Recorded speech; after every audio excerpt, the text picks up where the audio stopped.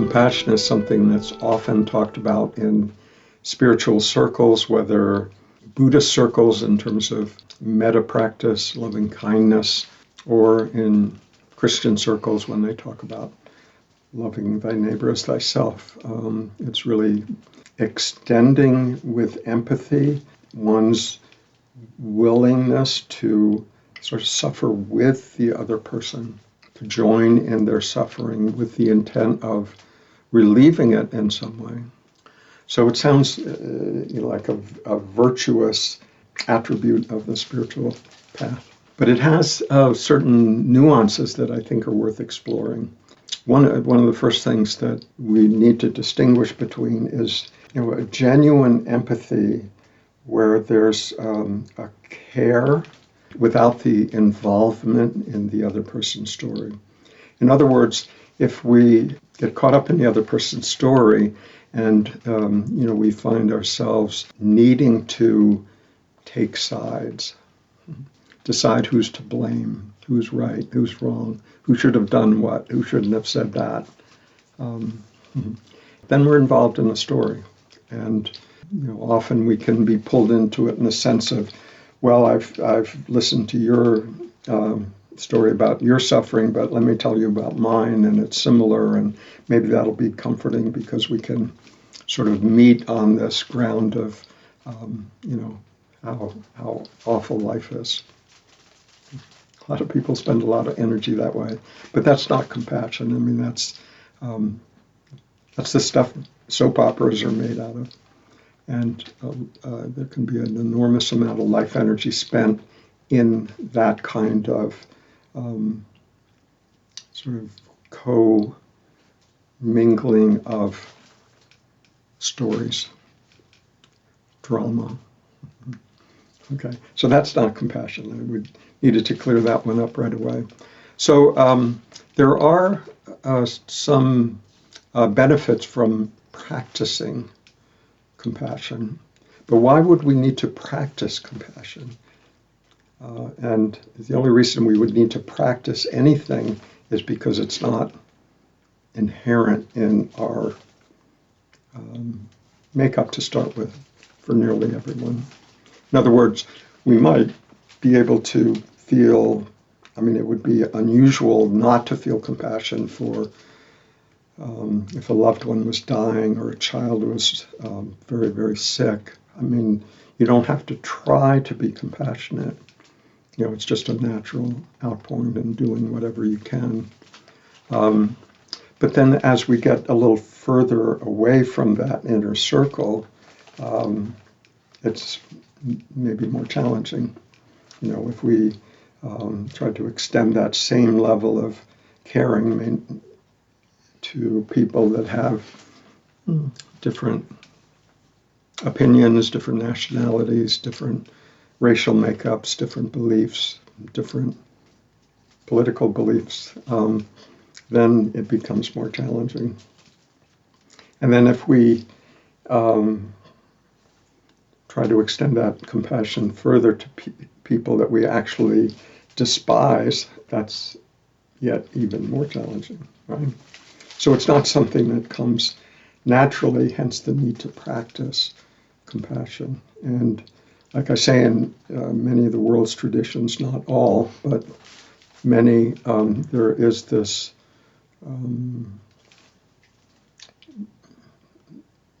practice of extending one's compassion to others.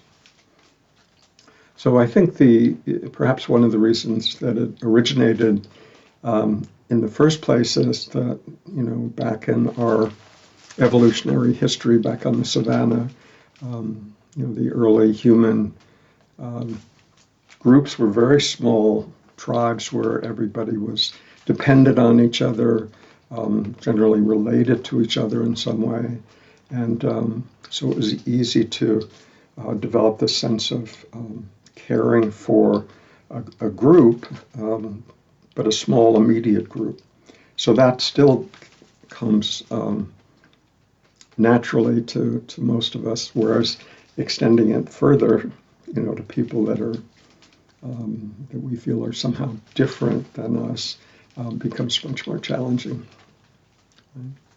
So the difference between what is natural and what is requires some practice is sort of like the difference between,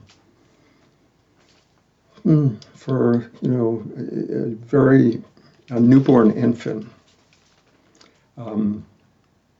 Breastfeeding doesn't require practice. If it's offered, it is immediately known what to do. Whereas other things that we may learn relatively early in childhood, reading and writing and speaking and walking, all requires practice because it's not something that is naturally something that we know how to do at birth. So it's sort of the same distinction that we can make with compassion. There's compassion that comes naturally, and then there's some compassion that requires some practice, some effort. And the only reason that it would require effort is because it's not natural. Right? We have to work at it. And that can be challenging, right? I mean, we look around the world, there's a lot of just evil, nasty things happening, people that we can point to. And so the idea that it is somehow of spiritual value to extend compassion even to those people can be quite challenging to the human mind. So I want to just talk about three benefits of practicing compassion, because it's something that we have to sort of choose to do, choose to extend ourselves in that way, if we choose to go in that direction at all. Okay, so the first one would be that it has some benefit in terms of overall morality. Right?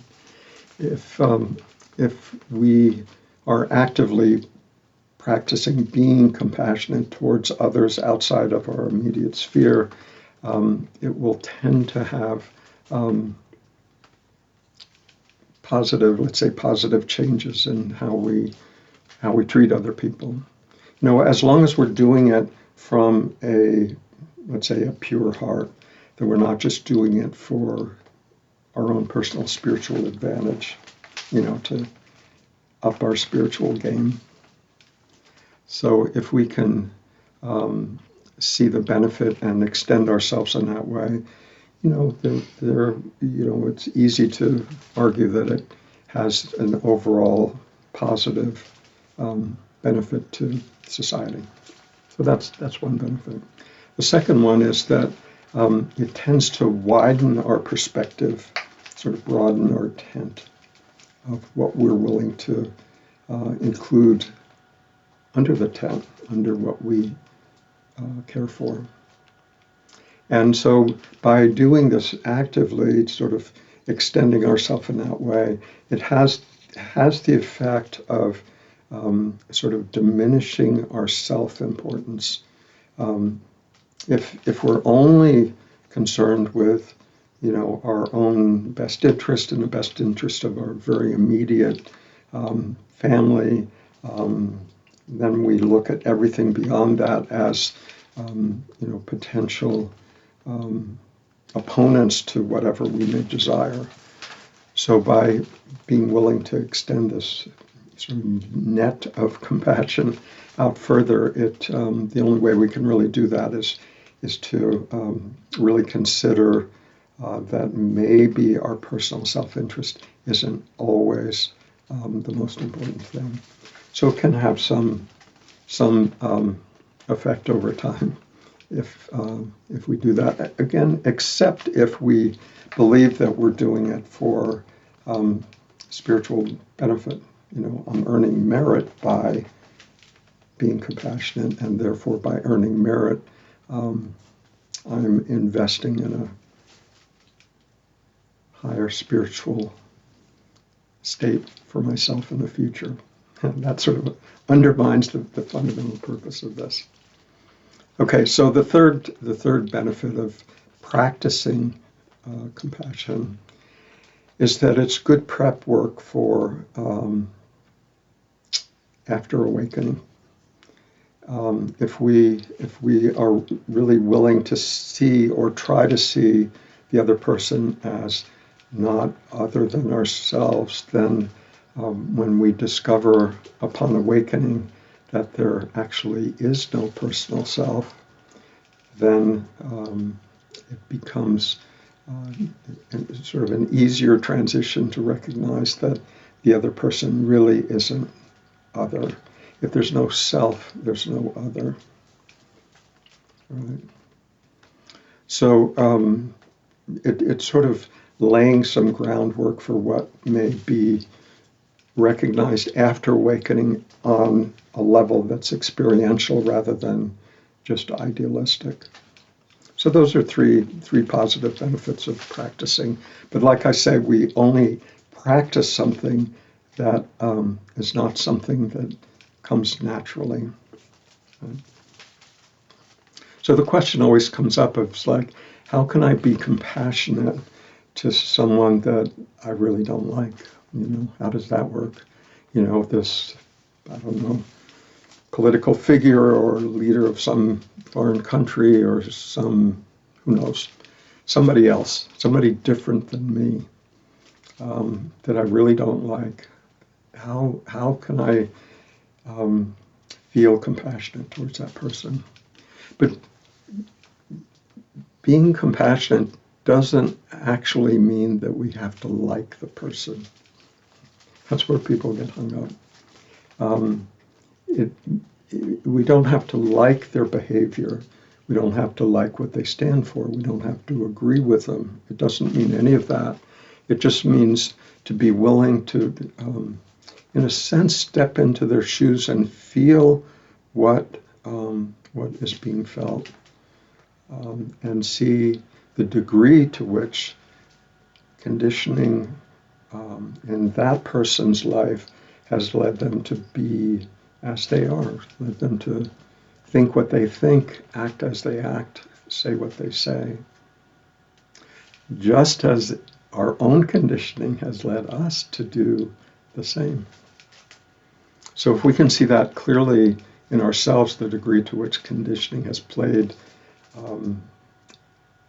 a very significant role in the choices that we've made in life, things that we believe in, we can extend that same insight to the other person, that they too are a product of their conditioning, all true. And even while that conditioning is playing out, there is this underlying, far more fundamental sense of ourselves and the other person as awareness, as pure beingness. And on that level, there is no difference. And on that level is where the compassion can happen. Seeing that unity and being compassionate for the level of suffering that both ourselves and the other person experiences due to our misconceptions about who we are and what life is about. So that's where the compassion comes in. It's not agreeing with the behavior. It's not condoning the behavior. But it's also not blaming the other person and seeing the other person as being defective or wrong. They are, in a sense, as we are, to a very large extent, being controlled by the conditioning that went before.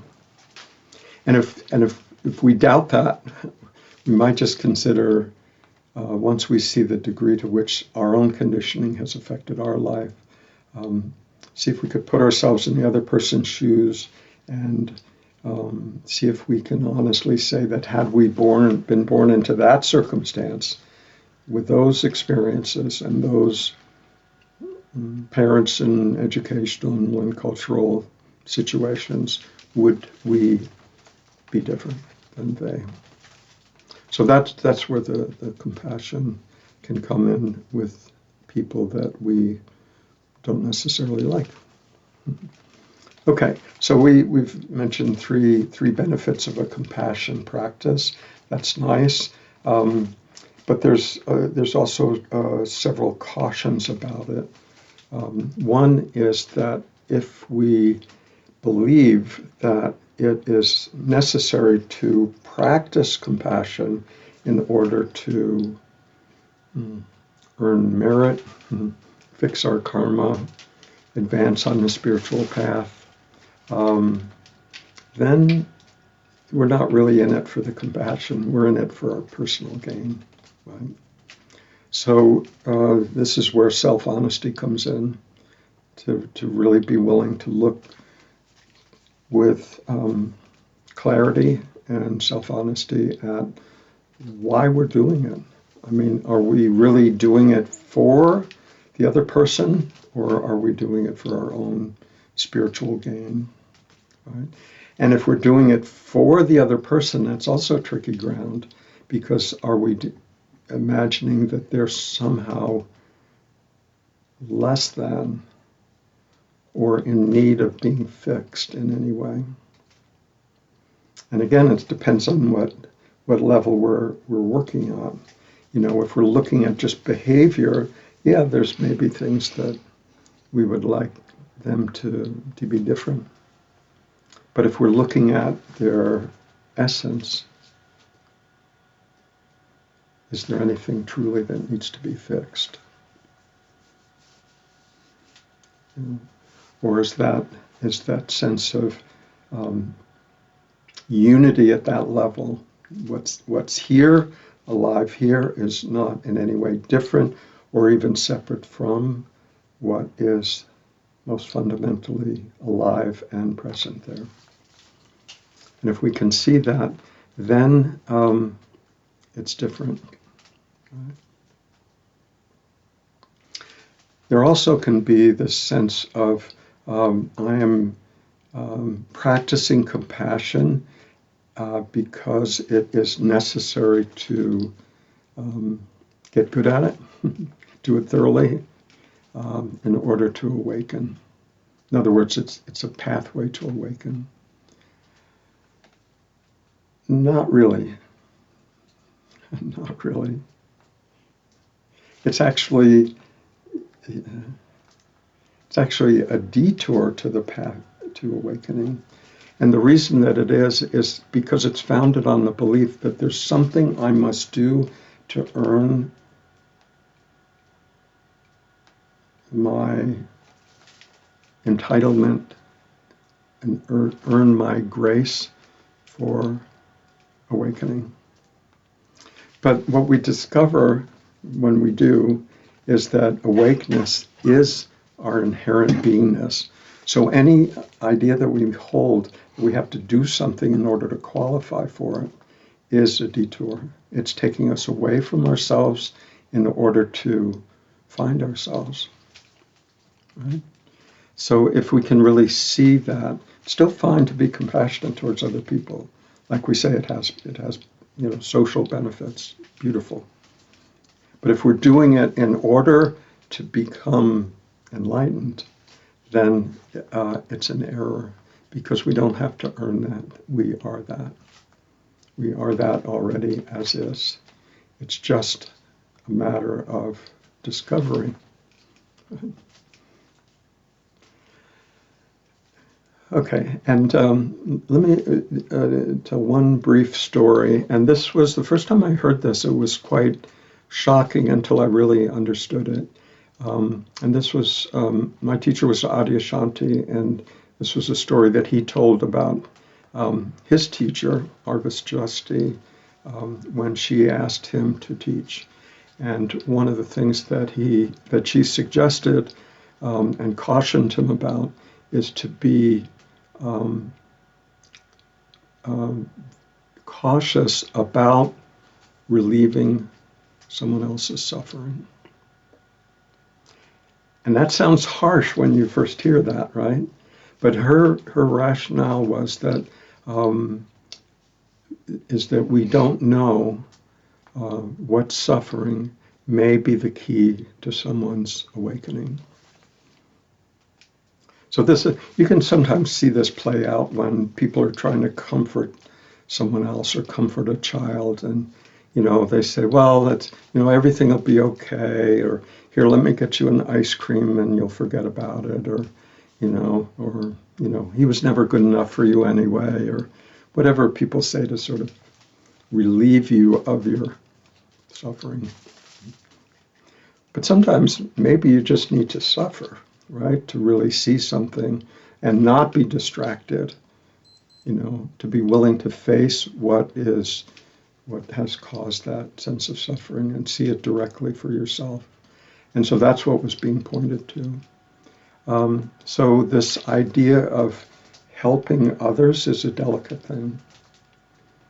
And we're not talking about, if someone's physically suffering, obviously you do what you need to do and quickly. What we're talking about here is emotional suffering. Sometimes, that there can be something said where clarity can be gained from the other person, but it's a delicate thing. Sometimes people need to see that for themselves and not feel like, oh, it's okay, or let's just go out and have a beer and forget about it all. Sometimes it needs to be faced. So harsh advice, but there's an underlying wisdom there that when we're feeling like we're being compassionate in order to help other people, we need to be very cognizant of our motivations. Okay, so the last thing I'd like to just mention is that there is such a thing as natural compassion. So we talked about it earlier, about this, close friend or loved one or family member, needs some emotional support, physical support. I mean, we're all in. But there's a place where, when we recognize that what we truly most essentially are is this spacious beingness, this presence, and we realize that that isn't a personal attribute, it's not a personal attainment, it's what we and everybody else is already. The only difference between the realization of that is that some people see it, many don't. But not seeing it for oneself doesn't mean that it's absent in any way. Fully present in everyone, not just every human, but every sentient being, right? Birds, trees, everybody, right?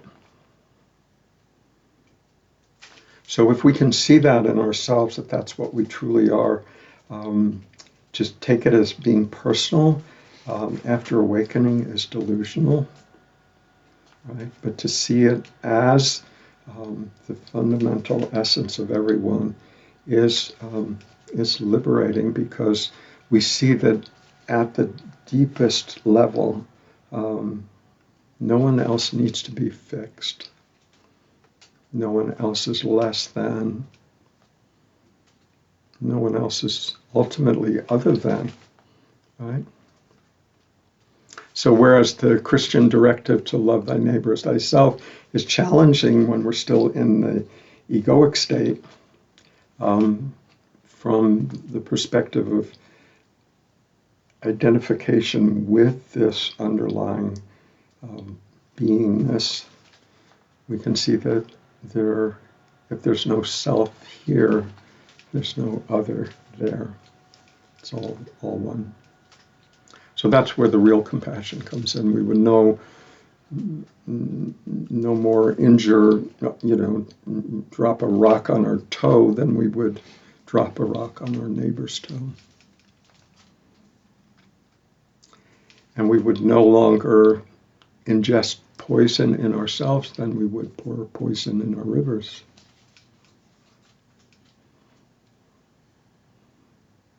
So we can see how that plays out, not because it's a spiritual thing to do or a good thing to do, but it just simply doesn't make sense to do anything else.